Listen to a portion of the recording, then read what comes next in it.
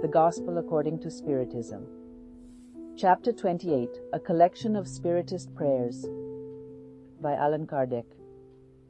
Prayers for the sick and obsessed, for those who are obsessed. Preface.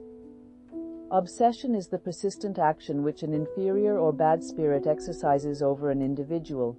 It may present many varied characteristics, from a simple moral influence with no perceptible exterior signs, to a complete organic and mental perturbation. It may obstruct all mediumship faculties. In automatic writing, this may be shown by the insistence of one spirit in communicating to the exclusion of all other spirits. Bad spirits encircle the earth due to the moral inferiority of its inhabitants. Their malevolent action forms part of the afflictions which face humanity. Obsessions, just as much as infirmities and all life's tribulations, must be considered as tests and atonements and accepted as such. In the same manner that sicknesses are the result of our physical imperfections, which make the body accessible to pernicious exterior influences, obsession is always the result of moral imperfections, which allow the access of a bad spirit. Physical causes pit themselves against physical forces. A moral cause must be opposed by a moral force. In order to prevent infirmities, we fortify our bodies. To exempt ourselves from obsession, it is necessary to fortify the soul, which means that the obsessed person must work for their own betterment, which is frequently sufficient to relieve them of the obsession without resorting to help from others. When an obsession degenerates into subjugation and possession, then the help of other people becomes indispensable, because not infrequently the patient loses their willpower and their free will. Obsession almost always manifests the vengeance that a spirit desires, which is frequently rooted in the relationship they had with this person in a previous life. In the case of a grave obsession, the person being obsessed is enveloped and impregnated by pernicious substances, so neutralizing the action of healthy fluids and repelling them.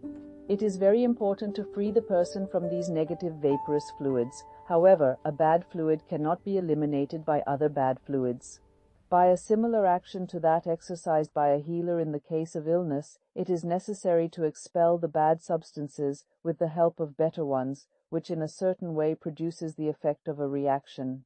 This may be called a mechanical action, but it is not sufficient alone.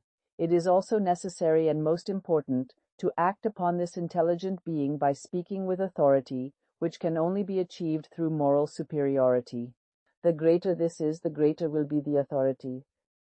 This is not all, however. In order to guarantee liberation from the obsessor, it is also necessary to induce the perverse spirit to renounce their bad designs, to awaken repentance in them and a desire to do good. This can be done through the means of skillfully directed instruction, given during special private meetings for this purpose, with the objective of offering moral education to this spirit. Then it may be possible to have the double satisfaction of liberating an incarnate spirit and converting a discarnate one at the same time.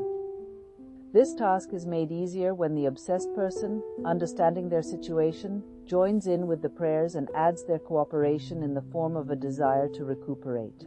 The same does not happen when, being seduced by the obsessing spirit, the person remains deluded as to the qualities of the entity who dominates them, even taking pleasure in the errors this spirit induces them to commit.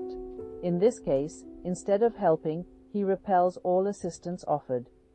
This is what happens in cases of fascination, which are infinitely more rebellious to treatment than even the most violent case of subjugation. See the Medium's book, chapter 23. In all cases of obsession, prayer is the most powerful means of help in the action against an obsessing spirit. Dear God, permit the good spirits to liberate me from the malefic spirit which has linked itself to me. If this spirit is seeking vengeance as a consequence of wrongs I might have practiced against him in other existences, then you have permitted this, Lord, and I suffer for my own faults. May my repentance make me worthy of your pardon and of my liberation. But whatever the motive, I beseech your mercy for he who persecutes me. Lord, help him to find the pathway to progress, which will turn him away from the practice of evil. May I on my part repay evil with goodness, so inducing him to better sentiments. But dear God, I also know that it is my own imperfections which make me accessible to the influences of imperfect spirits.